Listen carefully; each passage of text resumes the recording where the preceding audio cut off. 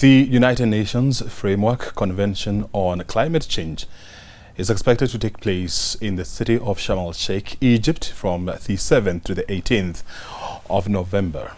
World leaders, including Kenya, will be participating in this critical meeting. As expected, Kenya will be sending a strong delegation to pitch the case for climate change. This week on Inside Government, we are talking about climate change matters and the COP27. We're joined by the Principal Secretary in the Ministry of Environment and Forestry, Dr. Chris Kiptoo. Thank you very much indeed, Dr. for joining us. What message is Kenya taking to COP27? Thank you, Brian. Yes, I want to confirm Kenya will participate in the UNFCCC, the 27th meeting of the United Convention Framework for Climate Change that is taking place in Sharm el-Sheikh. We participated actively in the 26th, what we call COP26, which took place in Glasgow, UK. And this time, we are also going to Sharm el-Sheikh, especially given that it is in Africa. Yeah. And we have called this an African COP. Being an African COP, we expect that we will achieve a lot. And in fact, for some of us, we are saying this should be the COP for implementation, not a COP conference of parties for further negotiation. Because for the last 26 years, all the conference from COP1, COP2 up to COP26, we've been negotiating. And we finished the negotiations in Glasgow with the last article under what we call Article 6 that deals with carbon market. Now we want to see implementation, because to say climate change is a distant crisis is to lie. It is actually very much within us. We feel it, we see it. Currently, our country is going through a difficult time. More than 21 counties are under severe drought. You have seen numbers reported of animals we have lost. I saw elephants, buffaloes, wildebeest, zebras, and many other wildlife. And we have lost over 2.5 million animals, livestock. That, you just saw, last week I saw farmers in Kajiado selling dying animals at 500 shillings, and a goat going for 100 shillings. That is really a manifestation of the problem. If I look at it globally, Africa is really bearing the biggest impact of climate change. Africa is only contributing a total of 4% of all greenhouse gas emissions. Yet the impact of that climate change is really being felt most by Africa. Africa has 18% of the world's population. And this population, a lot of them don't even have electricity. You're talking about 600 million people not even on electricity. So when you talk about climate change, to them, and even mitigating it, it's a distant matter to them. I think that is why in this COP, first we are saying we would like to have this conference, COP27, to have recognition of the special needs and special circumstances for Africa. Because Africa now is spending a huge budget on adaptation. We are estimating some countries between 3 to 10% of our budget to try and mitigate and adapt to climate change. So, and yet we are bearing very little impact on this. So we are talking about our priority is to look at special needs and circumstances for Africa, that they should now be seen to be looking at least countries should look at this. Number two, we want to see greater focus on mitigation. And mitigation means taking a high ambition to mitigate, to reduce greenhouse gas emissions. And who should do it? We are saying those most responsible for climate change must take responsibility.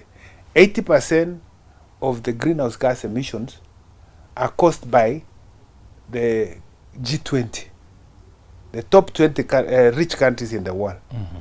And these are countries also who control 80% of the world economy in terms of GDP. Because they are responsible for that huge historical emissions, we are saying they need to take more ambition. They have a responsibility to take more ambition to reduce the further greenhouse gas emissions. Because to ask us to reduce our 4%, and yet we haven't even grown as much, it becomes an issue. So that greater responsibility is important. So we are saying focus is mitigation, but mitigation with more focus by developed countries to take a greater responsibility to reduce. The second one is adaptation. That we need, because we are contributing little to the greenhouse gas emissions, yet we are bearing the greatest impact. We are seeking for further support on adaptation funding. That is for money to help us. We know, of course, we have we have the Global Environmental Facility, we have the what we call GCF, Green Climate Finance, but they are not enough. We have a huge adaptation gap in terms of finance, and we are therefore asking that we need to see more of this. In fact, we are also seeking to see the fulfillment of the pledges that were made a few years ago by the developed countries to support developing countries to ensure that they have at least $100 billion by 2020 every year, so to deal with adaptation. That has not come. So we want to see more on adaptation, more on finance, because we need more of green finance and other finance. We need more money to deal with adaptation and mitigation. And finally, we are also looking at what we are calling loss and damage. We went through a situation where a phenomena we haven't seen in the recent past, where lakes in Rift Valley, including Lake Victoria, rose in a big way. Rising lakes phenomena, where it was mainly caused by climate change. And when we estimated, because look at Baringo, Lake Nakuru, Lake Naivasha, Lake Turkana, and other lakes in the Rift Valley, including Lake Victoria, the level of water rose in a big way. Water flooded, and it submerged infrastructure. It submerged animals, it's schools, health centers, and we estimated about 18 billion shillings that we needed just to deal with it. Now, where would we get money as Kenya to deal with something that we are not responsible? That's why we are calling for more attention on loss and damage, because there is loss and damage coming out of climate change when we are not responsible. You see, when you look at the last 26 meetings, they have been labeled by many as talk shops where, people meet, they issue big statements, they talk big, but the conversations are not followed by concrete steps. How do we make the first COP in Africa, to have results, to have concrete measures that are going to help the continent and the world to deal with the issues around climate change? I think this is a matter that we have all discussed and have agreed. That is why from tomorrow we have what we call the Africa Group of Negotiators beginning their work for 2 days to take up African position. And immediately thereafter, on the 4th and 5th, the Africa Group will meet together with the G77 plus China, because we have in one group that we keep negotiating together. And the message is we need to make sure that when the leaders begin to arrive in Sharm el-Sheikh, we have a menu that will be presented to them that would really indicate our priorities. And I think the instructions we have given our teams is that we need to see nothing short of really concrete actions that would need to come out of the first African COP being held in the African soil. And so the instructions are very clear. But of course, it is those who are responsible most for climate change.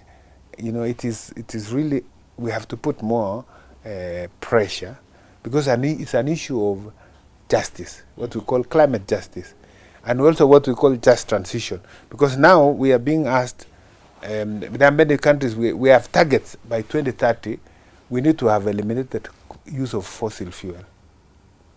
So those of us who have fossil fuel, like we have in Turkana, what will happen to that fossil fuel that we have, which we are not able to use? Those who have used it before have used to grow their economies. Now we are being asked to slow down. So we say we want to just transition, because yes, we recognize complaining to say, oh, we are not responsible, and continuing to use our fossil fuel is not in the best interest of us anyway. So, but we need a just transition where it's not abrupt. We need to find a way that is gradual, and we are supported. The way, for instance, South Africa, where somewhere in Glasgow, at least they managed to get about 8.5 billion to move away from coal. That kind of transition is important, that should be just, so that economies don't feel the biggest impact. And we need a hand-holding. Most of those countries, we need a hand-holding, because we have also something called response measure. What happens to what you have forgotten? We have our coal, and we have abandoning it, because we have agreed as Kenya we need to show leadership. And we have actually shown that leadership through, for instance, in the energy sector, where now our electricity mix, we are 92% green. In other words, it's renewable energy. It's renewable energy. And I like the fact that you've talked about the group of 77 plus China. And the fact of the matter is, China is one of the biggest emitters of green gas in the world. So in the group of 77, what kind of conversations are you having with China to try and reduce their emissions? That conversation is not just about, of course, China is one of those we work together, and yes, there has been pressure from member countries, including Africa, for every emitter to take responsibility to reduce further emissions, and which is why a number of countries, including Kenya, chose to join the coalition of countries that seek to see greater reduction in fossil fuel. That is why in our national determined contribution, what we call NDC, we have identified 6 sectors to focus on mitigation, notwithstanding the fact that we are contributing less than 0.1% of greenhouse gas emission. But we want to take the little step to demonstrate that we are serious about matters climate change. So in energy, we have focused on, we are now 92% renewable. By 2028, 2030, we want to be 100% clean. 100% transition. Yes, transition. In the transport sector, we have also joined the rest of the world to say, let's go electrical when it comes to motor vehicle. And whereas many countries took the ambition to go to have electric vehicles by 2030, we know our circumstances are different. So we chose a later period of around 2040. But we know that this government is also keen to move even faster. So maybe the target may even come back. Then we are talking about industries, manufacturing. That's another sector where we are saying we need to go circular. We need to now move from linear approach to circular approach, and make sure that in handling our industries, we have less emissions. And therefore, a lot of things we have to do must be climate smart. We have also areas like agriculture, and even the area of waste. Waste is now an area we are saying we want to focus to reduce greenhouse gas emissions, because we have a lot of organic matter, litter being thrown around. Most of these end up being part of greenhouse gas emission, which is why we have taken steps. We have a new policy on waste management. Parliament has helped us to pass a new legal framework on waste management that will transition Kenya now from linear to circular approach, which means we need to reduce waste, and with the waste that we have reduced, we need to recycle and reuse, so that all the time we have less and less waste, and therefore emissions. So that sector is another one that and then the last one, which is very important, is on land use change and forestry, or let's just call it forestry sector. We are saying that as part of adaptation and also dealing with mitigation, we want to raise our ambition on forest cover. And this government of President William Ruto has picked up from the previous government that had pushed the forest cover to 12%, to tree cover to 12%. Now we are saying that by 2032, the forest cover, the tree cover in Kenya will have to be 30%. Meaning we have to restore at least 10.6 million hectares of degraded land, which has been mapped. And this will require huge investments. We require also the same partners, and we are calling a lot of the countries that are already responsible for this. In the big countries, we are asking to support this initiative, because a 30% increase in a 30% tree cover is huge, given that Kenya is still 80% arid and semi-arid. So those are steps that demonstrate the leadership of Kenya, even when we know that we are contributing very little to climate change. So that is how to show leadership. We work together, but if everybody was to do the same, especially the developed countries, I think this world would be safer. Very well. And I like the fact that you're quoting numbers, and I mean it's a fact. Africa, contributes less than 4.5% of green gas emissions in the world. But when you look at the cost this is having to the African continent, and experts are saying that Africa will continue to lose about 4% of its GDP. Because of global warming, all the way up to the year 2040. What do we need to do, as a continent? How do we speak with one voice to tell the world that, look here. I mean, yes, you're messing up, but we are paying the biggest price. The estimates that I have seen show that for adaptation alone, Africa needs about $86.7 billion to deal with the climate change, to adapt to climate change. Mm-hmm. For us, under our NDC, we are saying for the next 10 years, we need $62 billion. For adaptation, we require $44 billion for 10 years. So in 1 year, $4.4 billion. So of the 86, you can see how much Kenya is going to use to adapt to climate change, $4.4 billion. Mm-hmm. This is money. That is US dollars. Yes. So and that's we have more than 400 billion shillings. Yes, and we are, 4 trillion. 4 trillion. 4 trillion. 4.4 trillion. It's almost 5 at the current exchange rate. Mm-hmm. So this is a lot of money. We don't have that money. When we made the commitments, we said we will spend around 21% of our budget, but the balance would come from our partners who are developed and who really want us to succeed in line with the spirit of the Paris Agreement. So we are depending on a number of our partners to support this cause, and we have actually made the call out there.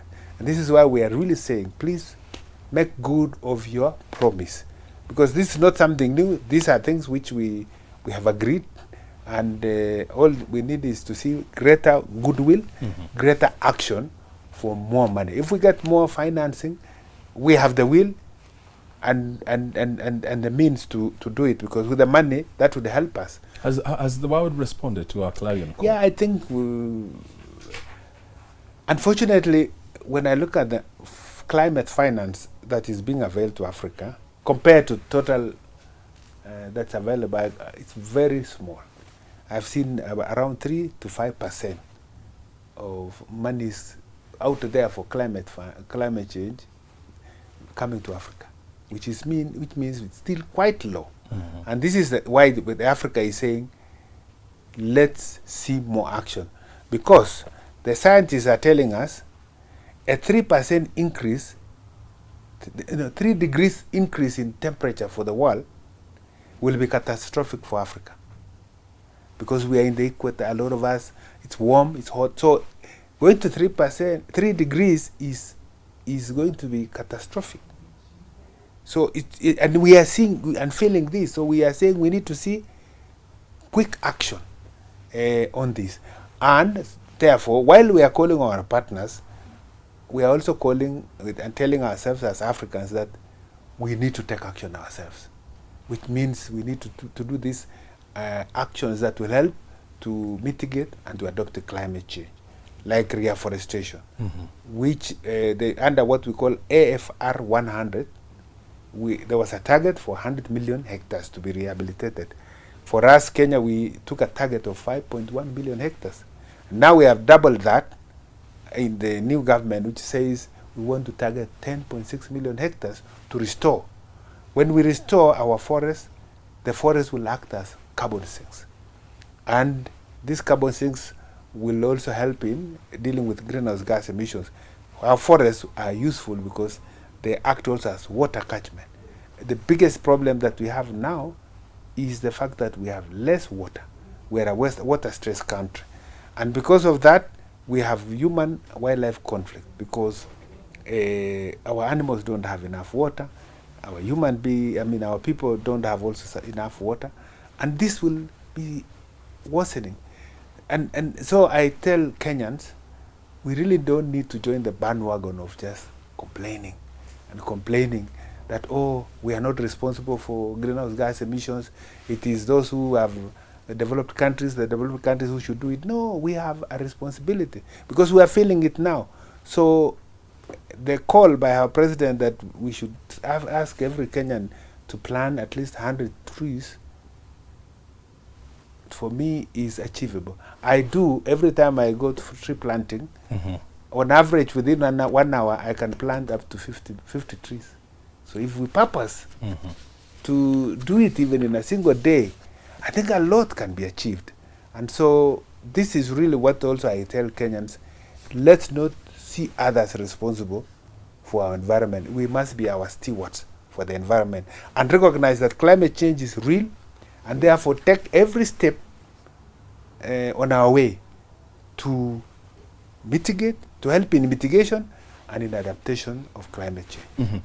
When President Dr. William Ruto addressed the 77th edition of the United Nations General Assembly in New York, I mean, he made a passionate plea to the world leaders, that we need to recommit ourselves towards increasing green financing and, of course, cutting down on green emissions. But when you look at the club of the richest countries in the world, or the so-called G20, do you see commitment in these two areas? I have seen some indication that there is an attempt by those countries to actually fulfill their pledge, at least on the 100 billion commitment. The latest numbers I've seen is that we are almost now around 80 billion.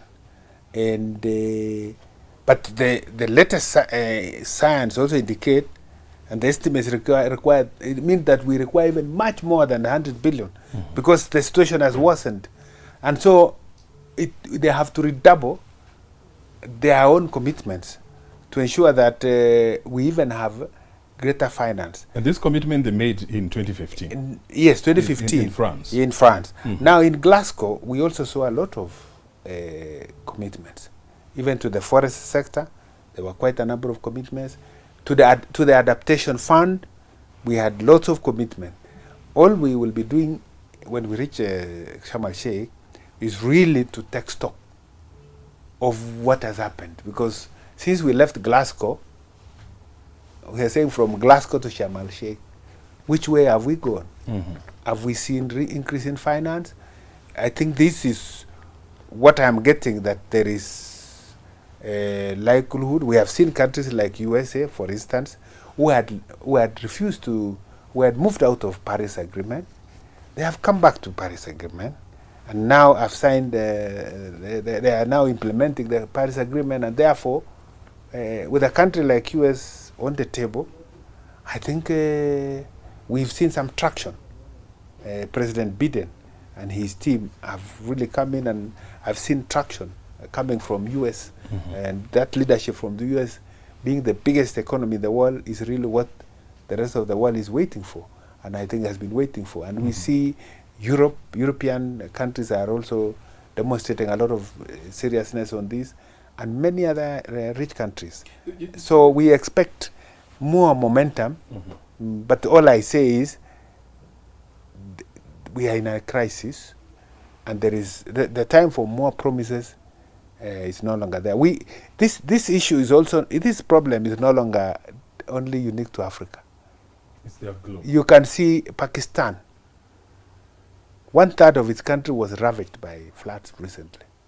We've seen Germany, a very developed country, also facing serious problems of shocks in terms coming from climate change. So this, even the United States. Even the United States. So I think everyone now is impacted, and so there is a realization by all countries that we are in an emergency. So I think I am encouraged by what I see and the seriousness with which many countries are taking this. Kenya, being the headquarters of the United Nations Environment Program, which really deals with issues around environment, and has a significant role to play in directing the rest of the world that this is the direction that we need to take on making our world sustainable.